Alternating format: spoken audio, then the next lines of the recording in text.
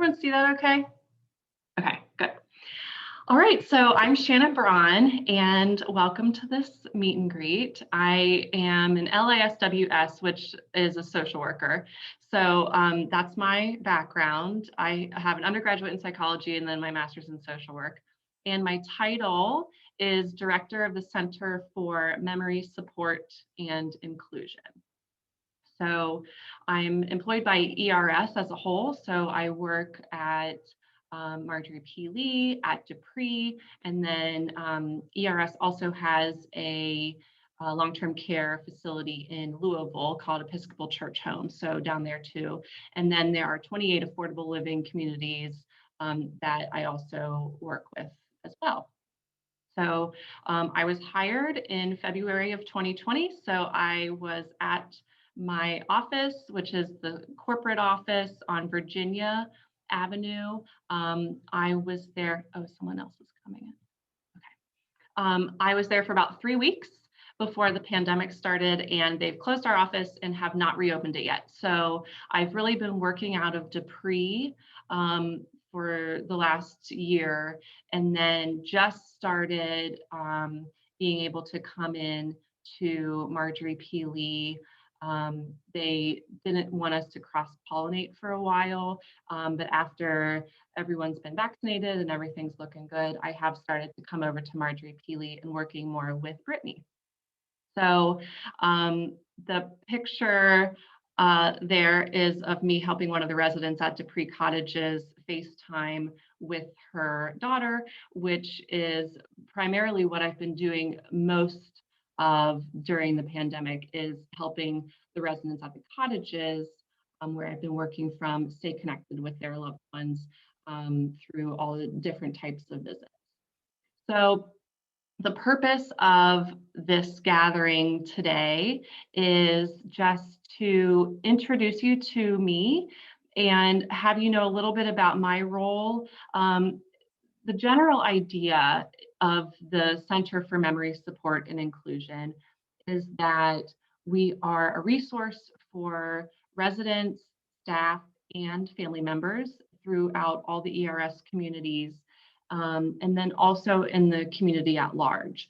So it's kind of, we're formulating it as I go, and it's certainly shifted a little bit because of the pandemic, but really at the basic, it is providing education and support to really anyone impacted by dementia, whether that be the residents, you all as family members, and certainly educating the staff and giving them the tools that they need to, do their work. So I thought that if you all have questions, this can be interactive if you want. I also have a couple of slides from programs that I do on communication. So I thought that that might be something of interest since communication is a big part of dementia. So I just have a couple of slides, but really just wanted it to be interactive if you all have comments or questions or want to know more.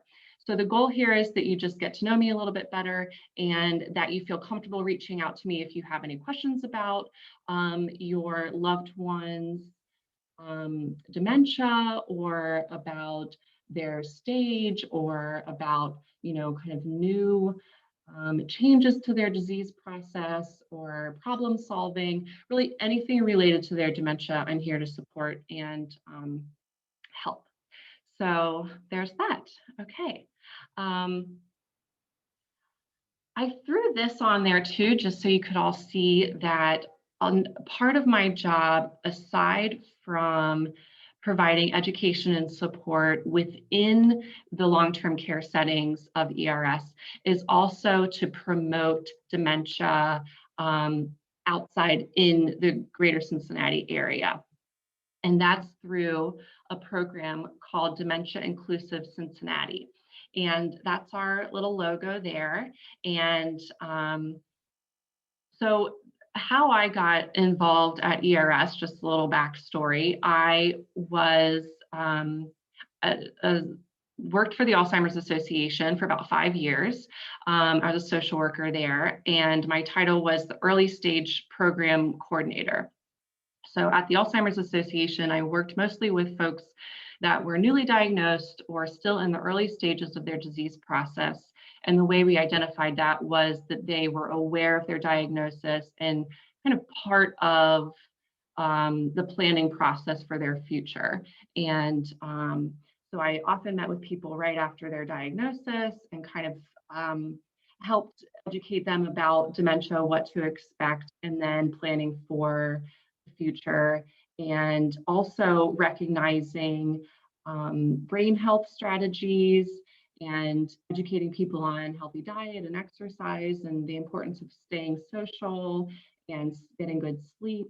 And then I did a lot of programming related to social engagement.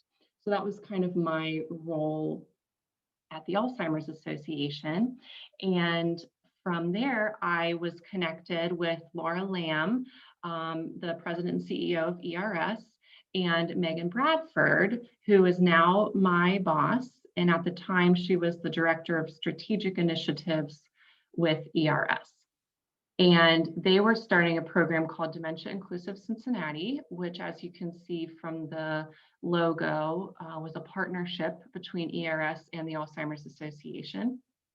And the goal with that is to really take it to the community and make Cincinnati and businesses around Cincinnati just a little more educated about dementia so that they could be more inclusive. So we went to churches, the libraries, museums. We went to Sleepy Bee. We were getting into restaurants. We wanted to get into banks, into grocery stores was kind of the goal, which we still are working toward.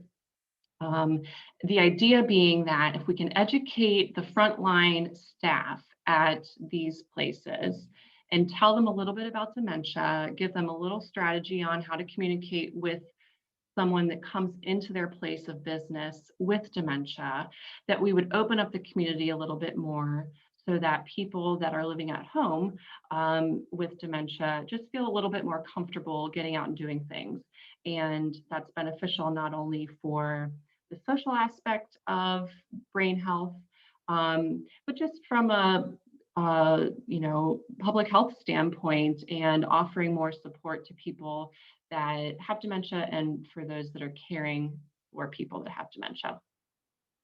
So I was a part of this initiative for a little while, and then ERS found funding to create a full-time position. So that's when I came on board in February of last year. So that is where we are now. So Dementia Inclusive Cincinnati, of course, had to be put on hold in a manner of speaking, just because everything was shut down. I've still been doing a couple Zoom educations here and there. I did one at a senior center in Anderson Township. We're still connected with the churches and with the libraries that we have educated. And not only for the library specifically did they educate their staff on dementia, but then they took it a step further and started memory cafes. So they developed programming, monthly programming specific to people with dementia and their care partners. So the reception in the community was really impressive, and they, I think, wanted to learn more about dementia, and it's surprising how many people are really impacted and feel close to the cause. So I really look forward to keep that initiative going. So I put this on here just to share with you that that is going on in the community while we're also working to uplift our dementia care within the ERS communities as well. So as I said, I just have a couple slides, nothing too fancy, but I thought, while we're gathered, it might be helpful just to give you some tidbits or, just a highlight of some of the things that I educate both families and staff about. So again, if you have any questions, feel free to interrupt me at any time, and we'll just go from there. So I'll leave time for questions at the end too. So one of the ways that I think, well, one of the topics I think is most important when you're discussing dementia is communication, because that's how we interact with people that have dementia. The goal a lot of the time is to engage with the person, and most of the time that requires us changing the way that we are used to communicating in order to fit in with their ability to communicate and kind of wherever they are in their disease process.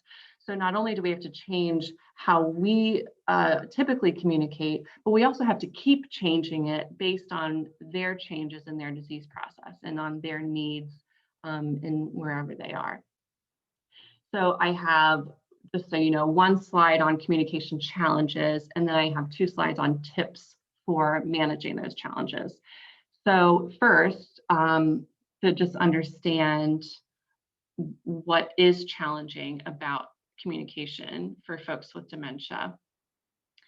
Often, and these, I think any degree, dementia is a one-of-a-kind disease process.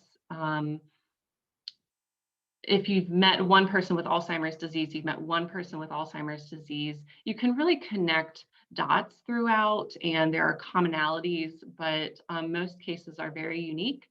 So the challenges are very unique too.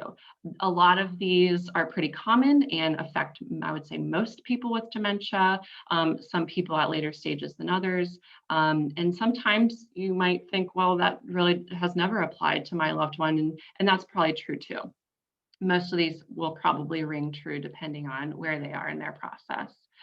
So certainly word finding problems are a part of dementia early on.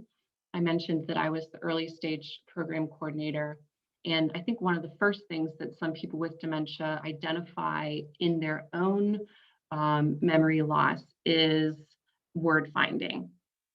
So that would be that you have something on the tip of your tongue and you just can't come up with it, which is relatable for all of us. We all know what that feels like. It just happens to people with dementia a lot. And not only do they recognize it's happening, but it frustrates them a lot, and they don't like it. So from my experience, people lose nouns first. And then farther along in their disease process, they lose verbs. So oftentimes too, we can compartmentalize our words. So maybe at some point, someone was able to talk about the dogwoods or the oak trees or the pine trees, and now they just say tree. And so you get kind of more broad in the language, but you can still figure out where they're going with things. Or maybe someone will say outside water to say rain because they can't come up with that word.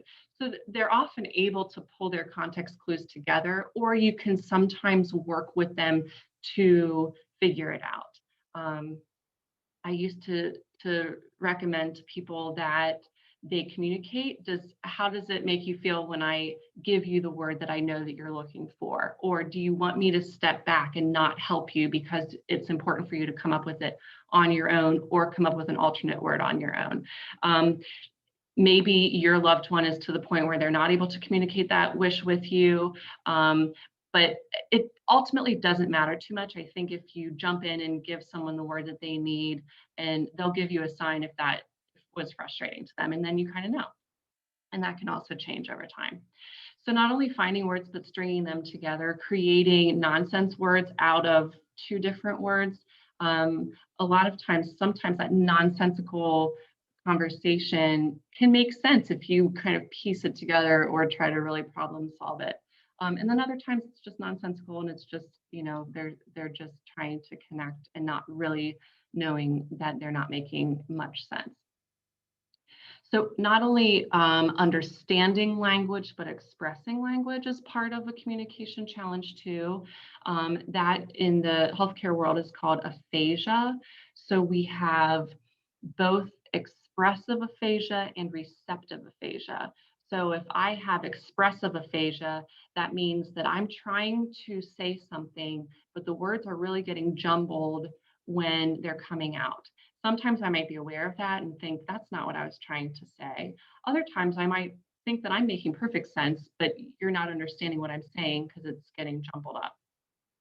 Receptive aphasia works in the opposite way. So maybe someone is, you're making perfect sense what you're saying, but the words are getting, convoluted in their mind, and so it's like you're speaking a different language. They can't really process what you're saying because it's not making sense to them. So that can be common with dementia too. Sometimes we think that's a hearing problem. Oh, they can't hear me, or maybe they need hearing aids, or maybe they need to get their ears cleaned out or whatever, which obviously hearing loss comes with older age too. So it could be that, but it also could be a processing problem. Sometimes we don't know the difference, because usually if you don't understand someone, you might say what, or ask them to repeat it. So we don't always know what it is, and it could be both. Certainly following a conversation and following directions can be hard. We are processing things that take a little bit of time. So understanding what's being said and following along, because dementia is an issue that affects our short-term memory. Conversation is short-term, so they might forget what you were saying or what they were saying at the end of the conversation from what they were speaking about at the beginning. And the same thing goes with following directions. Often what loved ones recognize first and most painfully is repetition. People can repeat questions, people can repeat stories, people can repeat statements. That's very common even early on in the disease process, repetition. And I think that can be very draining on care partners and on loved ones. You kind of have to create your own tools for, maybe just saying or disengaging, but also responding to the repetitive story that you've heard a million times.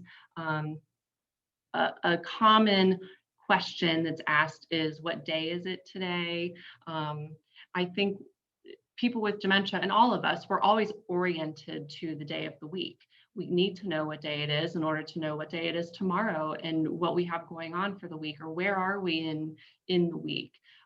So people with dementia don't lose that need to know or that curiosity. They just can't retain it. So they might ask you 30 times a day, what day is it today? So that can be very draining to keep answering the same question over and over. Losing train of thought when speaking. I've asked people with early dementia, what does that feel like? And they said it's very frustrating. I had one lady tell me it felt like standing on the edge of a cliff and it just drops. And you have no idea where you were going with a statement. And again, in the early stages when they're aware of it, that's really frustrating and causes people to retreat and be less engaged in conversation. So if they're afraid of making a mistake or they're afraid of looking foolish, they might retreat a little bit and not engage as much, which certainly we want to avoid that being the case, because we know how important engagement is for the brain. Lastly, on these communication challenges, and by the way, there are a bunch of them. This is a pretty consolidated list. But I think one that sometimes surprises people is the use of profanity. And this doesn't impact everybody, but it impacts more people than you'd think. And I think in surprising ways. Profanity can come out of, church ladies that you would have never thought knew the word, and there they are using it left and right. So the way it was explained to me, which I think makes a lot of sense, is that when we're very young and we say a bad word, or we repeat a bad word, our parents might tell us, no, no, that's a special word, or that's a bad word, and you can't say that. You can say all these other words, but you can't say that word. So we store it in a different part of our brain, and it's kind of flagged as being special. So as we age and maybe develop dementia, we don't have access to the same language centers of the brain that we're used to, which is, cause for all these other communication challenges. But we might still have access to the special words in the special part of our brain. That's a long-term memory that's kind of stuck in there. So in a moment of frustration because of their dementia, and they have a frustrating life because of all that's going on in their brain and how upsetting that must feel, they not only have access to the profanity, but they've also lost a little bit of a filter to know what's appropriate and when it's appropriate to use. So profanity, for the sake of language, might be upsetting if you're not used to your mom saying that word, but for the most part, it's not that big of a deal. Racial slurs also fall into that category, and that can be a bigger deal. And that comes up, and that's something that, just so you're all aware, we talk with staff about. And there was recently an education with the staff on dementia and racism and slurs and all that kind of stuff. So that does come up, and I think that staff are, I don't want to say used to hearing it, but it's something that might surprise you that comes up more than you think. So we really do try to work, and I'm going to work on having better tools for them when they're caring for folks that might be using slurs with them. It sometimes is just a part of dementia. It doesn't always mean that there's some underlying hatred or issue there, but it might just be language. So we don't always know, but just so you all know, that is something that can happen too. Unless someone unmutes and asks the question, I'm just going to keep going. So here are some communication tips. So what's important, not only to identify where the challenges are, but what are tools that we can use to interact with people with dementia. So I think ultimately it's important to remember that the goal is engagement. The goal is to keep conversation flowing in any way that we can. So that often means that we suspend our own reality to join theirs, that we just change the way that we view things, or like I said earlier, the way we typically are used to communicating with people in order to more effectively communicate with someone that has dementia. Some of this stuff, and when I give these presentations in the community, I'll say, this is what you need to do when talking with someone with dementia. This is probably also what you need to do when you talk with someone that has special needs. If you're talking with someone who might be grieving, if you're talking with someone who, has some other type of issue going on that you can't see. A lot of these tips are just being kind and intentional and just taking a moment before we speak. So it's not rocket science, but I think it applies and makes a lot of sense. Certainly smiling with eye contact and greeting at eye level is appropriate, respectful. And when I'm doing this out in the community, I often recommend that people wear name tags just to give that person with dementia a little help with coming up with a name. Again, if someone's worried about not remembering a name, they might withdraw and not come because they don't want to embarrass themselves. So I give my name a lot too. Hi, I'm Shannon. Even if they see me every day and I'm wearing a name tag, it's just recognizing that might make them feel a little bit more at ease knowing the name in case they forgot. Approaching a person from the front is important too, because with as the dementia progresses, we lose peripheral vision. So, and it gets narrower and narrower. So if you are approaching someone from the side, and we teach this with staff when they're providing care, to come around and greet someone from the front. Because if you startle someone and now they're uneasy and uncomfortable, that's not the best way to start engaging in care or helping someone take a shower right after that. So the approach matters, not only for the staff, but for all of you too.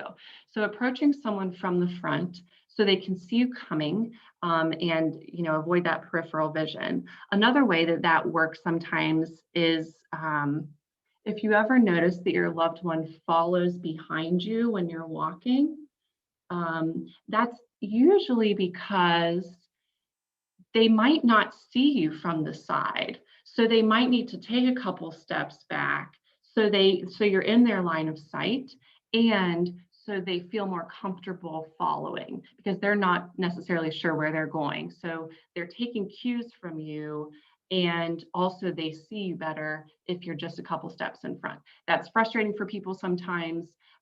Taking someone by the hand can help with that. But that's often, people have asked a lot about that. My mom walks, 3 feet behind me and I can't figure it out. A lot of times it might be vision related. Monitoring the tone of your voice is very important. We teach a lot about what we call elder speak, which is talking to older adults as if they're children, or as if they're cute, or things like that. So we certainly kind of keep a respectful tone of voice. Monitoring our tone of voice with family members or with loved ones can just be being aware that when you answer a repetitive question for the 10th time, it's best to answer it as if it's the first time you're answering it. That's not always the case. Sometimes you're saying, "It's Friday," by the time you've gotten to that point. The more you're able to say, "Oh, it's Friday," the better, because they don't necessarily remember that they've asked you that a million times. They're going to probably figure it out, or figure out that you're upset about something, and then there's tension from there. So being aware of your voice and the tone is important. Speaking slowly and distinctly can help with that aphasia. It can help with being very clear. So that's helpful too. It gives them the time to kind of process through it. Certainly using those simple words, familiar words to their age, not a lot of slang makes sense, because they are, again, pulling words and pulling their language from their long-term memory too. So using simple, short words can really be helpful. I mentioned earlier that following directions can be challenging for people with dementia. So really giving directions one step at a time. And that is related to our executive functioning. So we all have executive functioning, which is just our ability to carry out a task in steps. And I think when you really think about executive functioning and directions, we probably take more steps than we are aware of. One example might be, let's say you're greeting someone at the door, and you say, "Hey, come on in, let me take your coat and have a seat in the living room." We might think that's just one direction. It's quite a few. It's come on in, give me your coat, and have a seat. So if you really break it down and slow it down, come on in, and then give a beat. Let me take your coat, and then give another beat. Let me walk you to the living room so that we can have a seat.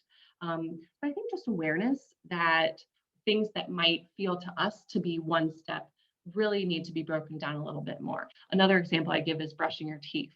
You can tell someone, they need to do these several steps when they wake up in the morning, and one of the steps might be brush your teeth. Well, we can break that down even further. Get out your toothbrush, get out the toothpaste, unscrew the toothpaste. So if you're helping someone do something, it really is a lot more steps than we recognize all the time too. So really giving directions one step at a time can help you not get so frustrated when it's going awry. You just slow down and help with more direction and more steps. Same thing goes with asking questions. I think asking one question at a time and allowing time to answer. And a lot of times it's our feeling uncomfortable in this situation that leads to asking more questions. So I might ask you, how are you doing today? And if your brain is taking a little bit of time to process and you haven't answered me yet, and now there's an awkward silence between us, I might be inclined to say, are you doing okay? So I might jump up with another question to fill the space, or to ask it in a different way because I'm not sure that you understood me. All of that is okay, but I also think giving, again, just waiting a beat, giving them time to answer, recognizing that their processing is just maybe a little bit slower, that can help with being able to engage in conversation. Again, we don't always know if they didn't hear us. We don't always know if they don't understand the question, and we do need to rephrase it, but really asking one question at a time. Limiting the use of pronouns is important because clarity of language can make sense.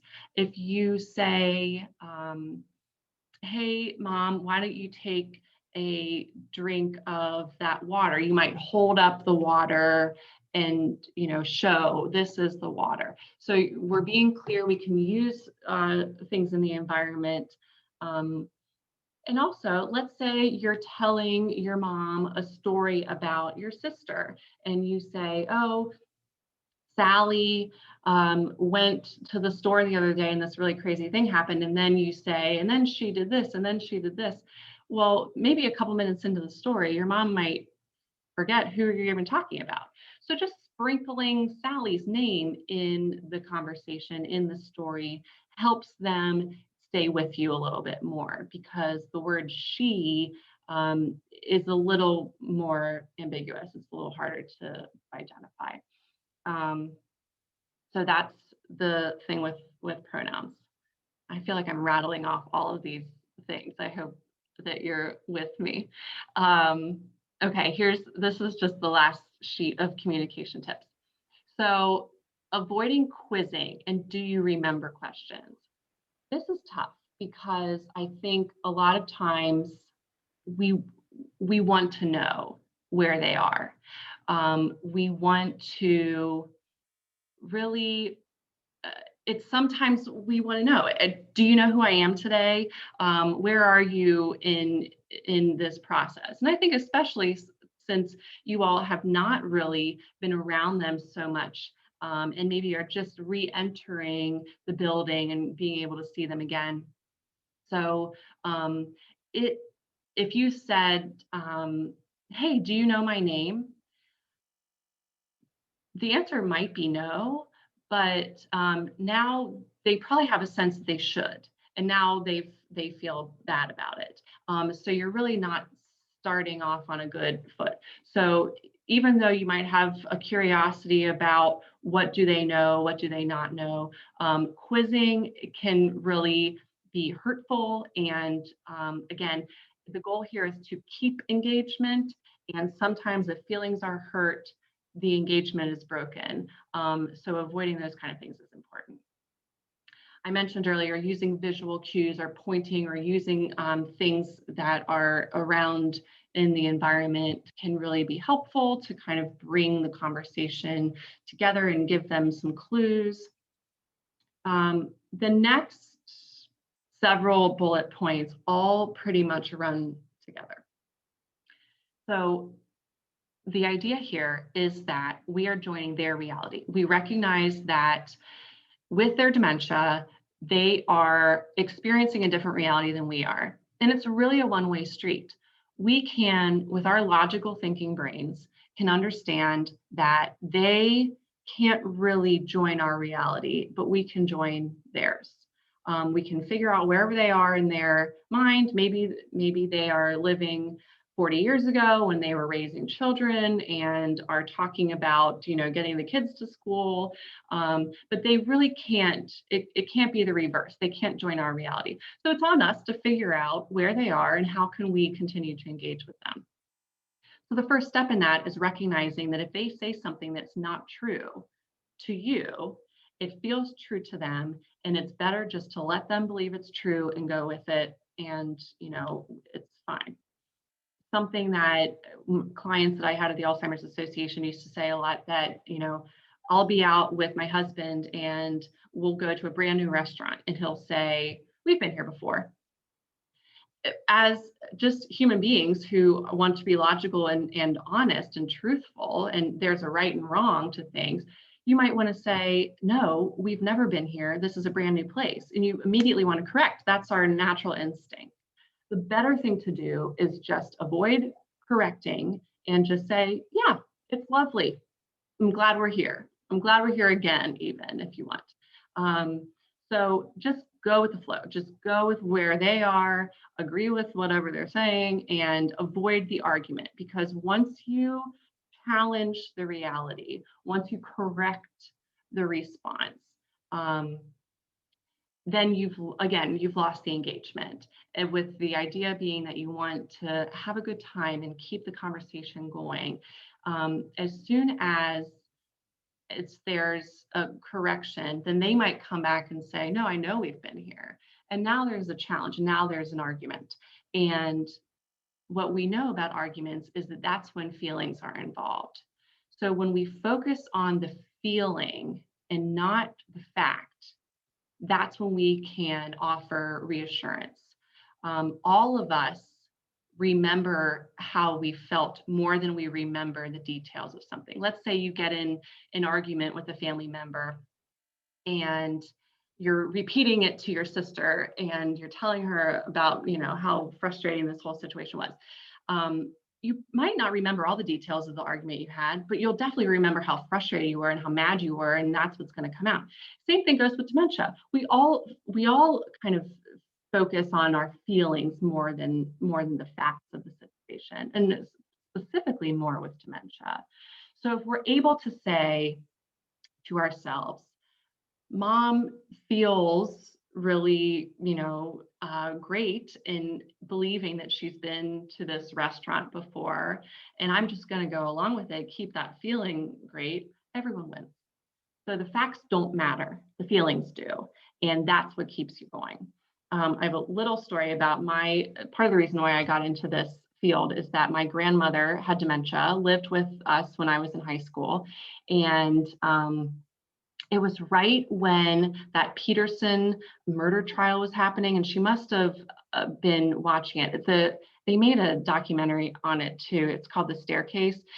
This husband maybe did, maybe didn't throw his wife down the staircase and murder her. So she, in her reality, twisted it into that she witnessed this murder and that she saw a woman at the bottom of the stairs dead. And so she would every day come out with her walker and tell my mom, "Kathy, I witnessed a murder and something needs to happen." And my mom would say, "Oh, Mom, that's on TV, or you dreamt that, or whatever." And she would be really frustrated. If you thought you witnessed a murder and you were telling your daughter, and your daughter was like, "Oh, you dreamt that," that would be really frustrating and really upsetting. But at the time, we didn't know that we were just supposed to join her reality. So she would come out the next day and say, that she was dead at the bottom of the stairs and we need to call someone. And then she would look at my dad and say, "You were there." And we're like, "Oh no, now it's blowing up." So one day, for whatever reason, my mom just said, "Oh my gosh, what? I'm going to call the police." And that was all it took. She never mentioned it again. She went back to her room and it was over. And so I tell that story, and not that it's always going to be that easy, because maybe she could come back the next day, but that's the tool that works. You're validating the feeling And did my mom call the police? No, but it doesn't matter. She could have picked up the phone and pretended to call the police and file a report. And it would have still, we're going with the feeling, the facts don't matter, but we're resolving, we're offering comfort and reassurance. And we are allowing that to kind of guide how we're doing. So what we do in that situation is improv. So for those of you that aren't familiar with improv comedy or improv in general, it's a tool that we use, and it's approaching things with a yes and attitude. So yes meaning I'm agreeing with you, and meaning I'm adding to your reality. So sometimes we can use the words yes and. Let's say my grandmother came out and said, I've witnessed a murder, and my mom could have actually said, yes, and I'm going to call the police, if that helps you. But it's not about saying the words, it's about living the words. That's the attitude with which you're engaging with your loved one. You are agreeing with where they are and you're adding to it. And if they say, the sky is green, you say, and isn't it a beautiful shade of green today? Again, facts don't matter, the feelings do, and we're just engaging in conversation. So certainly maintaining a sense of humor can helpful, keeping things light and going with the flow. All of that really helps. I find that people that have dementia, if they're allowed to live in this reality that they've created for themselves, and if it's not a scary reality, because sometimes it is, that they love to laugh and that they love to keep things light, and they have a great sense of humor, and that really helps them. So the best thing we can do is keep things light, help with the sense of humor, go with the flow, enjoy. The more we do it, the easier it gets, and we can let go of our own need to kind of control the environment or control the situation. So I know that we only have about 10 minutes left, and I did see a little chat come through, so I'm gonna figure out how to do that. Here's my contact information. This is the last slide. So that's my email address, my office phone, and my cell phone. So the office phone, like I mentioned, I haven't been into my office since last March, but I do get the voicemails through my email. So you can feel free to call that, or you can call my cell phone or text my cell phone too, either way. And I think that they're planning on opening the office back up in like June or so. So it'll be soon. So, okay, I see that Rick has his hand raised. So let me see if I do stop share. Okay, there we are. Okay, so let me see. Rick, would you like to unmute and ask your question?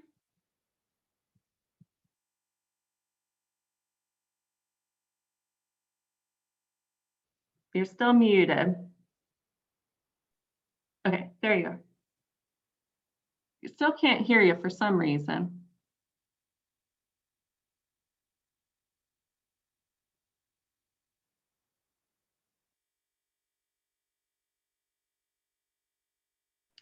Okay, the chat was, I guess you guys can read it too. Just someone had to hop off, so.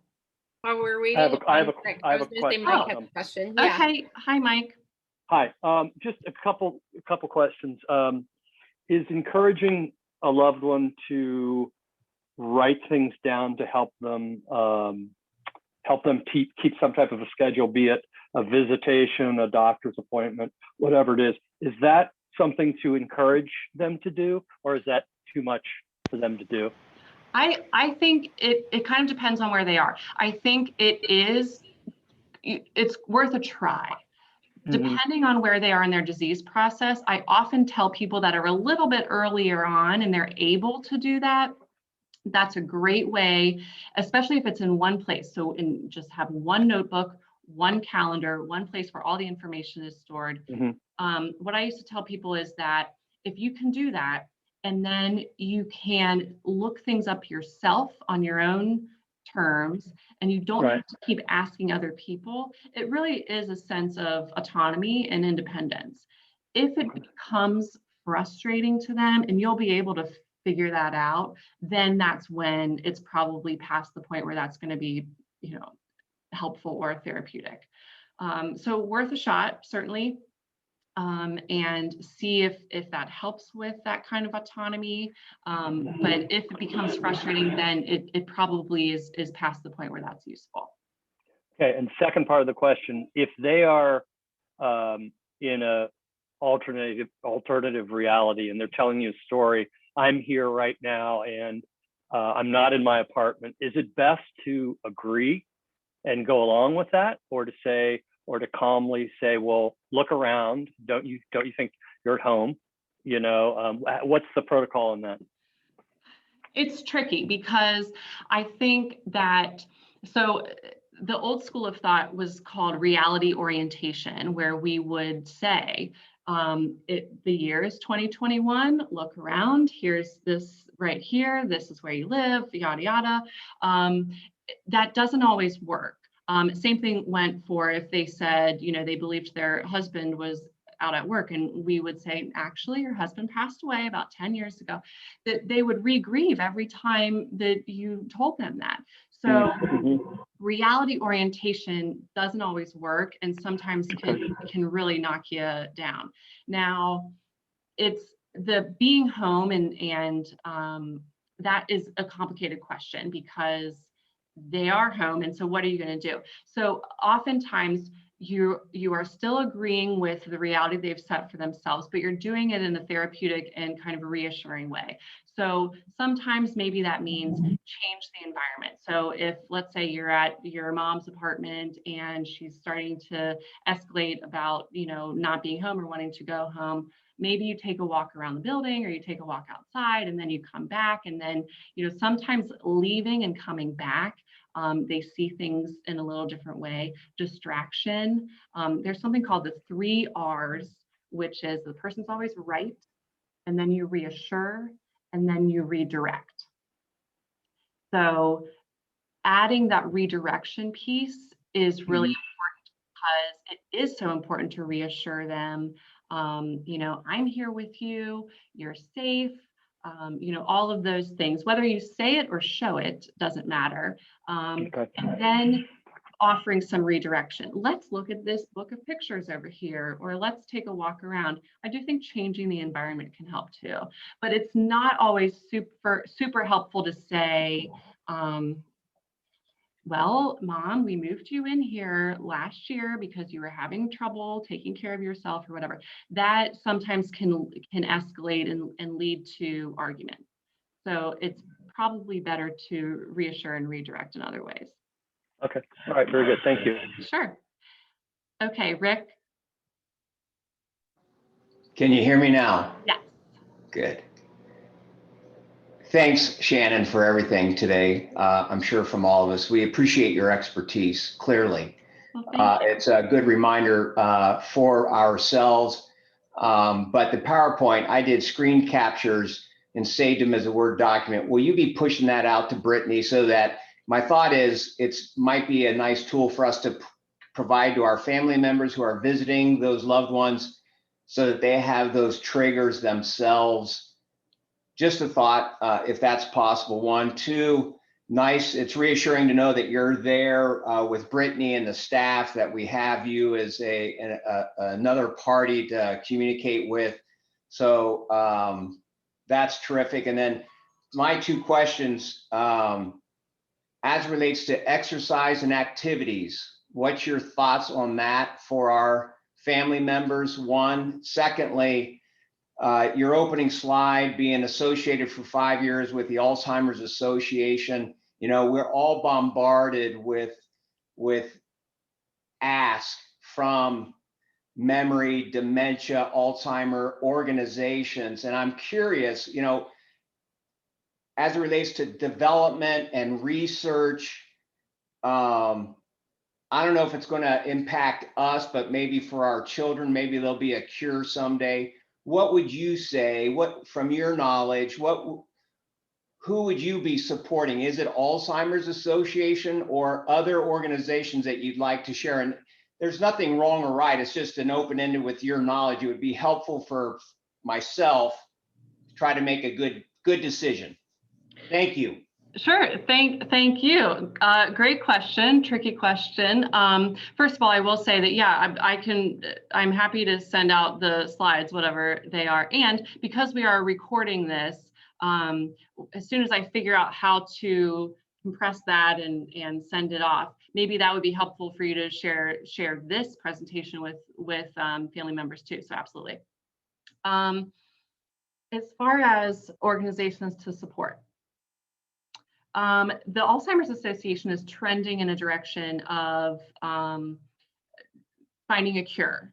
And I think in the past, they've been looking to find a cure and support people that currently live with dementia and having services and all of that kind of stuff. They are moving a little bit more away from that and really pushing for a cure. So depending on where you feel like your dollars are best spent, do you feel like you want to donate to a place where they're looking for a cure? Then yeah, I think the Alzheimer's Association, they're one of the largest funders of research in the world. There's also, I just talked to a woman not too long ago who supports something called Cure Alzheimer's, which is out of Massachusetts. And she said that they're a high risk, high reward type of research. So it's not the pharmaceutical companies, but more kind of riskier, out of the box kind of things. If you're wanting to look at current programming and how to support people living with dementia, certainly, not to put a plug in for the Center for Memory Support and Inclusion, but this is brand new. This is a year old. I have high hopes for where this can go in the future, more programming in the community, because I know that there are less programs from the Alzheimer's Association. I know what's missing in the community. And then there's also a group that I'm a part of called the Giving Voice Foundation, which does a lot of community connections with people with dementia and currently helping people that are living with dementia now. So they have a website too, the Giving Voice Foundation. So those are just a few. So it kind of depends on what you're interested in helping fund, but those are, I would think, the big heavy hitters. Yeah, and then on the exercise activity. Oh, the exercise thing, absolutely. So one of the top things that we can do for brain health is healthy diet. Mediterranean diet is usually the one that's most promoted. Exercise. Certainly, I think if it's appropriate to talk to the doctor about what, given whatever their other health issues are, if you need to kind of seek guidance on that. But exercise is absolutely important. That helps our endorphins, that helps, keep us healthier longer. And I think that's really important. Activities for sure. So the really top 4 things that I promote with brain health are healthy diet, exercise, socialization, and sleep. So any way that we can help really promote those things for people with dementia or for older adults in general that are just trying to be healthier with their brains. Anything good for the heart is good for the brain too. Janet? Yeah, can you hear me? Yeah. Oh, okay.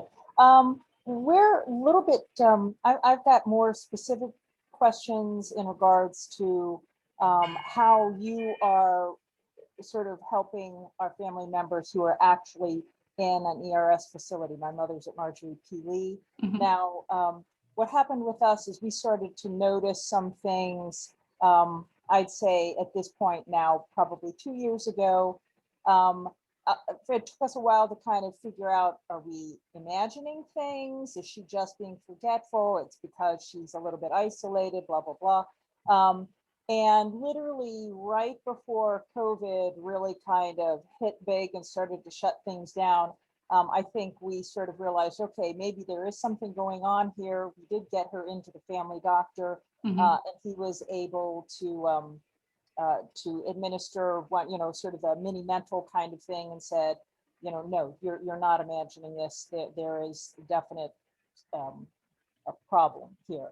And COVID hit and mom ended up, we ended up making the decision to have her stay with us. And that, couple of months shutdown ended up being 10, 11 months. And during that period, we reached out to Marjorie Keeley and ended up, when they finally were taking new residents, being able to get mom in. So she's been there since about mid-January. Now, having said all that, we really didn't have the opportunity to talk with anybody except for the person that we were dealing with, trying to get her admitted into Marjorie Keeley. And then certainly since then, this is the first time we've had an opportunity, or I've had an opportunity to sort of have a name, have a face with somebody who deals with the actual sort of dementia side of all of this. So I guess my question and my brothers are, she's there, she's in Marjorie Keeley in the memory care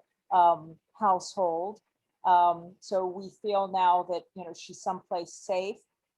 It was becoming very difficult to have her living with us for a lot of reasons. It became more and more difficult.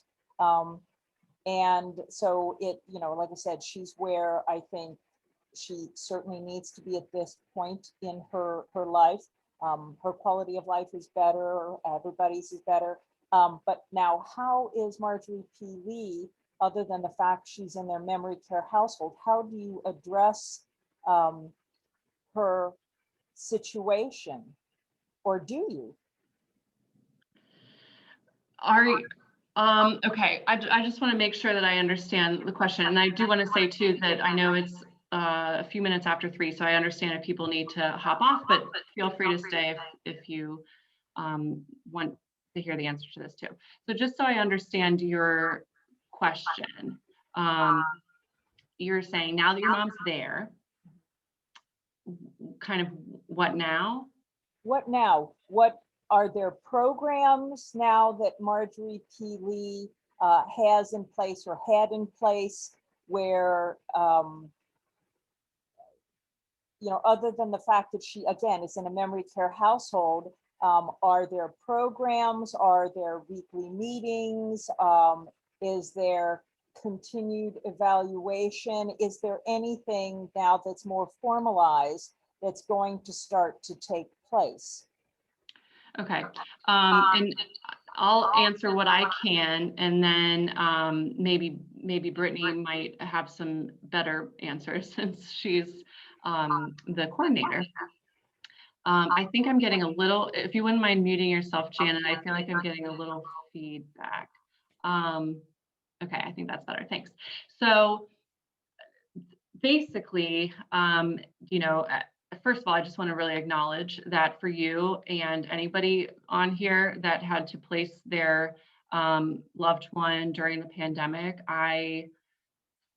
having worked with people from the Alzheimer's Association when I was there, and the struggle and challenge of finding placement in normal times, it's emotional, there's a lot of guilt involved, there's a lot of grief involved.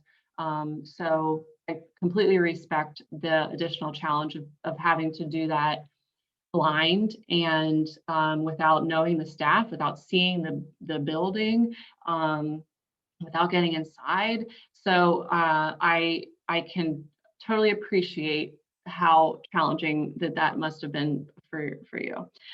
So saying that, I'm still new in this role too, and I think that I have a lot of flexibility to kind of make it what it will be and what's most helpful. And I think I'm really going to need to get feedback from you as family members and from the staff of what is needed.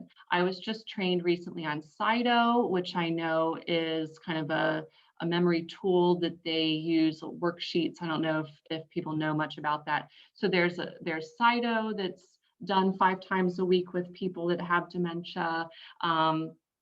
There's certainly activities and other programming. So really my role is to help elevate the dementia understanding and care of the staff, and then also help family members identify what is what's going on with your loved one. Is this just she's adjusting to this?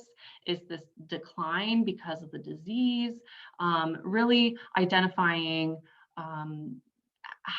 where is she in this process and how to move forward best. So I think there's still a lot of questions. I think Brittany can probably answer kind of what their current programming is. I will say from a standpoint of having I used to run a lot of support groups, and I do know that Marjorie Peely is working on starting a support group right now because of the current situation. That would have to be virtual, and they're working with the Alzheimer's Association to establish that. And we're still waiting on that. So I have two facilitators lined up that are motivated and want to get going. We're just a little stalled because of the pandemic. So that will be something that will happen as a support group. And then also, I'm just a resource to answer questions and provide guidance and be a sounding board and all of that. So Brittany might be able to answer more specifically about programming. Yeah. So pre-COVID life obviously looked different in memory support. We've got some Kirby Luther families and then some Morris families on this call too. So before COVID, we would typically join all of the households together for all activities.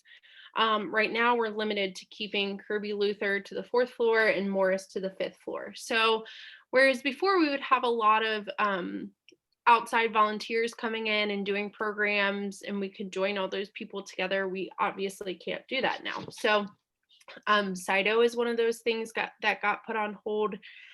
Music and memory, which was with Liz and Kate, and I think maybe Liz is one of the facilitators of the support group that you were talking about. Liz Archer. Mm-hmm. Yeah, we had that meeting literally the week before COVID shut us down. We were super excited to offer that support group to families at Marjorie Lee, but obviously just put on hold for now. But I think that's also where Shannon kind of comes into play, whereas, we've been shifting for the last year. What can we do? What can we do? What can we do?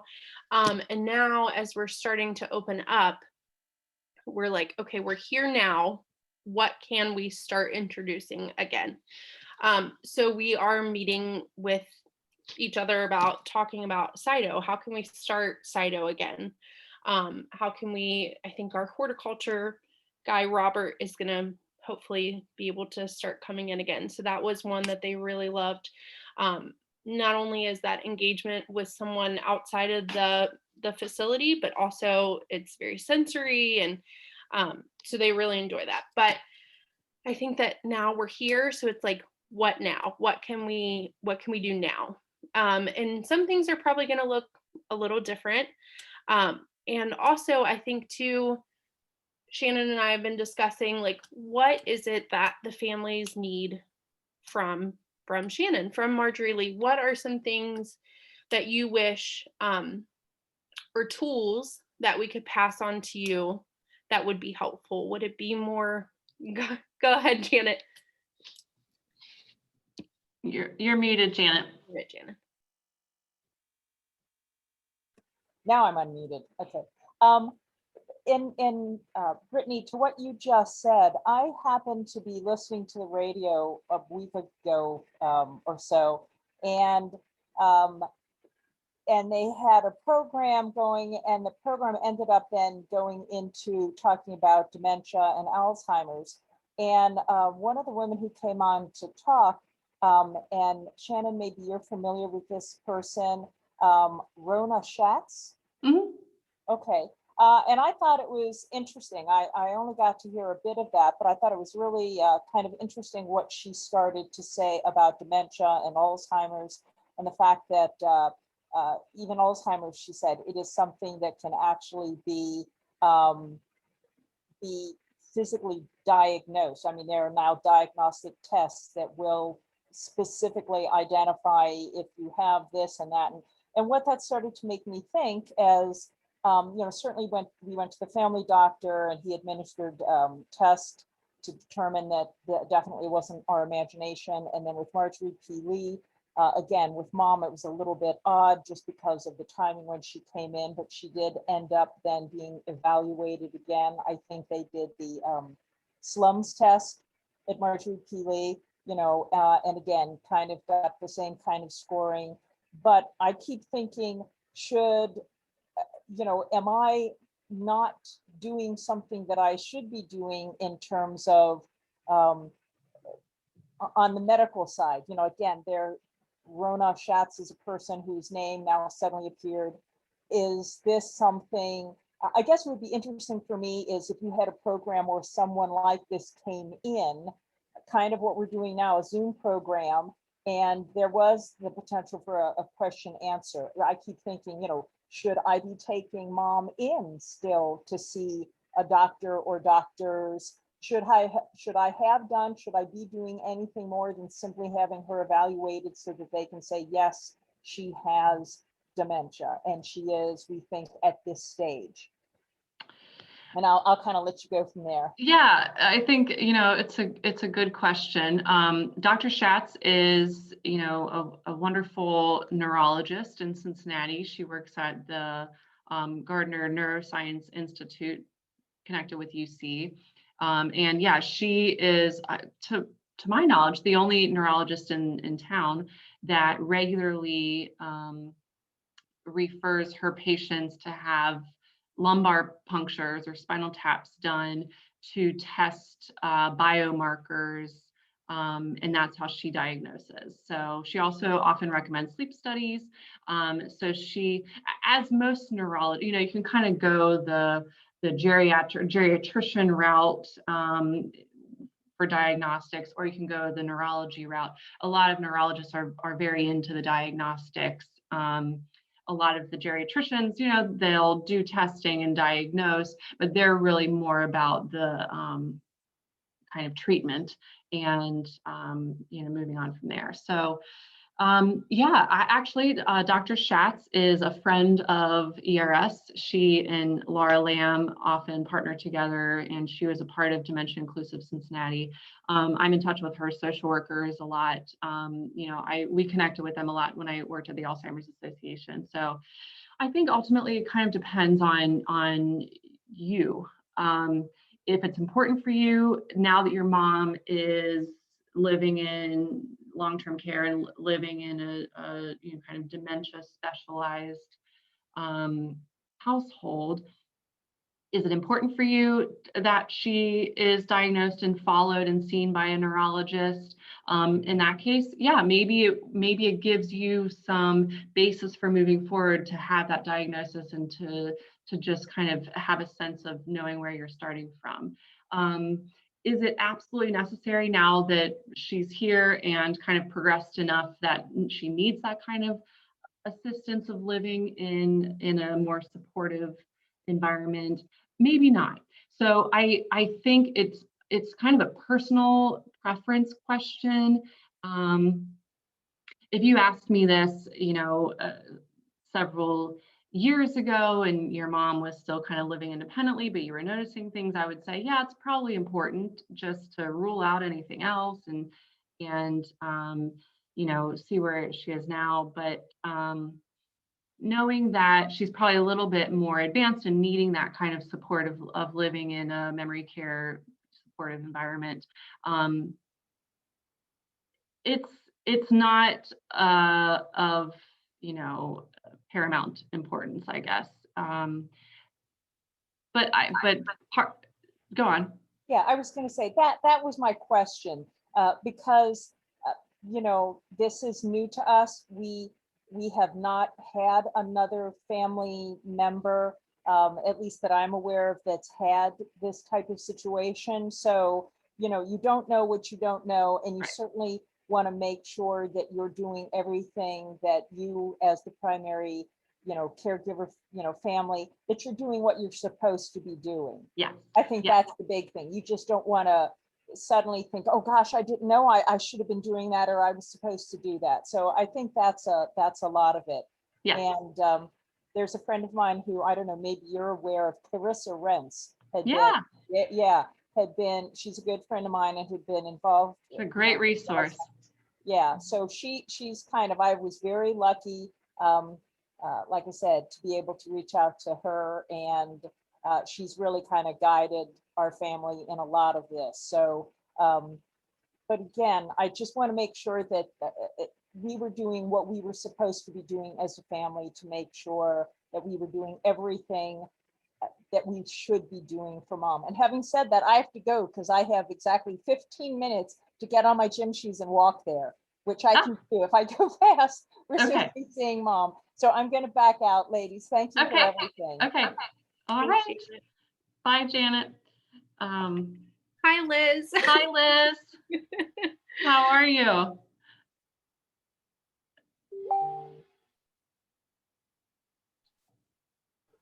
Okay, I'm unmuted now. I do have a question. Yeah. And that was in basically sort of a dittoing what Janet was talking about. And as far as communication, now that COVID is sort of retreating and we now can come in and see our loved ones. And I just was curious about communication between you all and the families who are visiting, because I feel like I'm not getting a lot of feedback. And I know that the programs are kind of still on hold, and I'm hoping that they will come back soon, because I think that's so important to keep the residents engaged and stimulated. And I feel like I can't really do enough, but yet I want to know what's going on, and I want that communication. So if I can supplement what he's not getting. Mhm. And I was wondering how do you have any kind of system set up so that you are giving feedback to families? We don't, but I don't think that that's a bad idea. I mean, right now we have our care conferences, and those are, twice a year. And that's really just like everyone get together and talk about how your loved one's doing. And obviously you can request one of those at any time in between. But I don't think that it's a bad idea to have those, check-ins is kind of what I'm thinking is what you're wanting, is more of just like maybe a couple weeks synopsis of how has your husband been, has he been participating? What kind of activities has he been participating in? That kind of thing, so that you can supplement. Is that kind of what you're looking for? Yeah, I'm looking for that, but I also, I get strange phone calls from him, and I just, I guess I need more information about how he's doing, and how the disease is progressing, and how I can interact with him and provide more support for him. I think that's really a big part of why Shannon and I wanted to do this today, was to get some feedback from families. What is it that you're wanting that maybe we haven't thought to provide to you? So I think absolutely as a team, we can come up with a way to start providing that kind of feedback. Yeah, because I know I call you with sporadic questions here and there. It's like, what about his food and what about his exercise and everything? But if all of that kind of thing could be provided in, like you said, kind of a general session, an input session, so that we can discuss it all, I think that would be a big help. It would be for me, and I don't know if others have the same kind of feeling I do. And I know I'm new to this whole thing because, again, Steve went in the midst of COVID, so that was kind of not the best situation, but yeah, that adds that adds a whole nother element. And like Shannon said before, I so feel for you all. I can't imagine the internal struggle you had before making that decision at that time. But everyone has been adjusting really well. But I think this would be a great tool for the families, especially because I have gotten some calls now that we're allowing visits, and there are people that didn't really go out for doctor's appointments, and these are kind of the most interaction they've had with their family in a year, and families are noticing decline or changes. And this would maybe help kind of buffer that a little bit. So it's not as kind of alarming or shocking. And I know a lot of people are in support groups, so they're kind of expecting that, but then there are certain things that can come up that even us as staff didn't even think about through COVID. So I think it's a wonderful idea, just to kind of have that touch point with families and just kind of give you an idea. And too, with dementia, because, interests can change. We have a lot of families that are like, oh, my mom would never want to do that activity, but then here they are, they're doing that activity. So yeah, I think that's a great idea. And I agree, Liz. I think that, more communication is always better. And I think that you, and it sounds like Janet too, you're in a very unique situation that you don't know what it was like before. I think most people are adjusting to the new normal. Well, you're just trying to figure out what was the normal and what is happening. And, and I do think it's hard. And I'll tell you, I don't know either. I'm also coming in during the pandemic, not still learning the ropes at Marjorie P. Lee and trying to figure out, well, what did this look like before? Is this a new thing? Is this an old thing? Is this a thing that we're going to restart? So I'm kind of in your same boat too, and learning as I go also. So it would help me to get your feedback and to understand, a little bit more of what it's like on the outside so that we can fill in those gaps a little bit. Because that's the point, we want it to be better. We want it to feel better. So, I think you're right on. And, I wanted to say to Janet before she hopped off too, that I totally understand her need to just know that she's doing the right thing.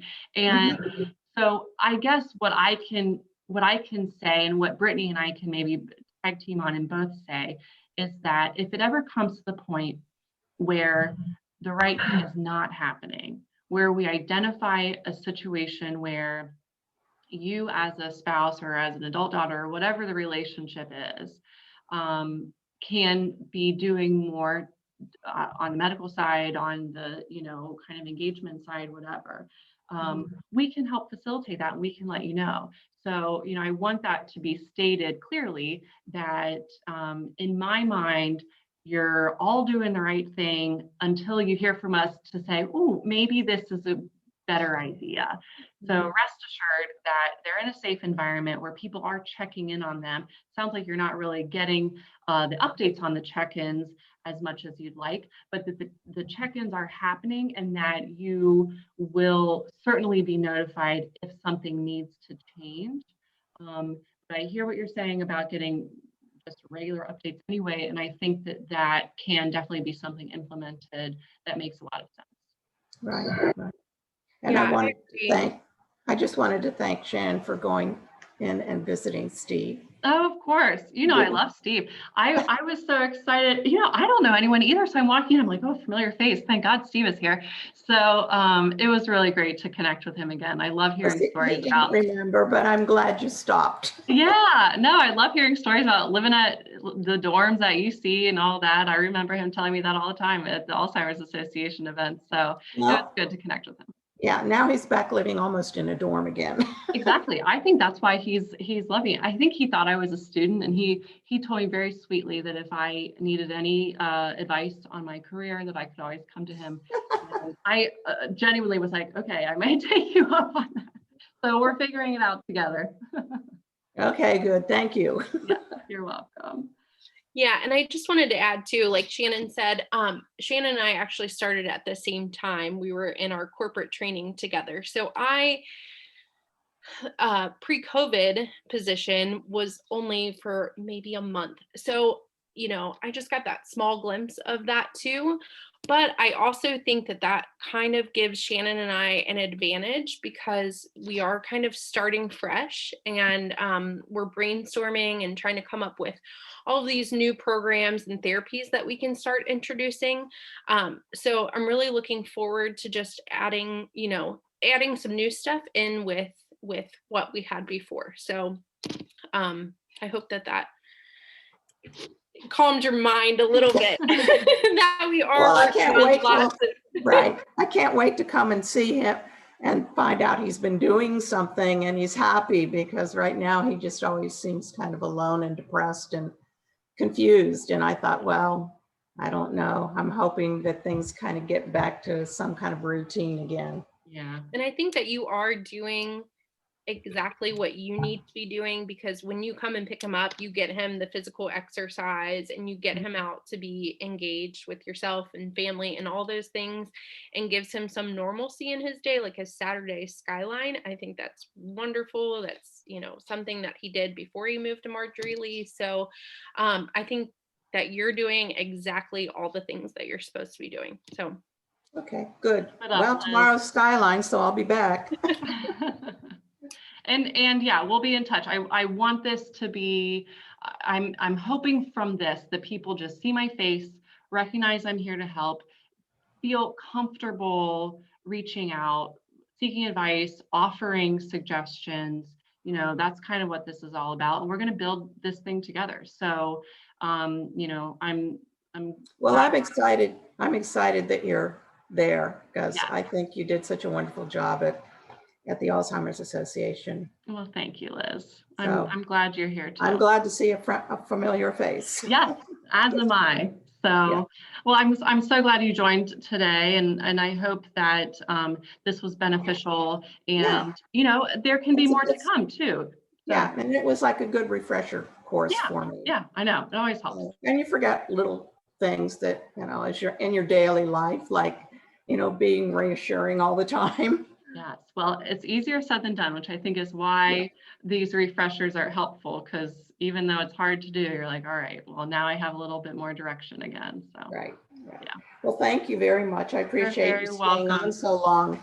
So, yes. All Well, right. take care. okay, I hope to All see right. you all soon. Yes. You you too. too. All right. Bye.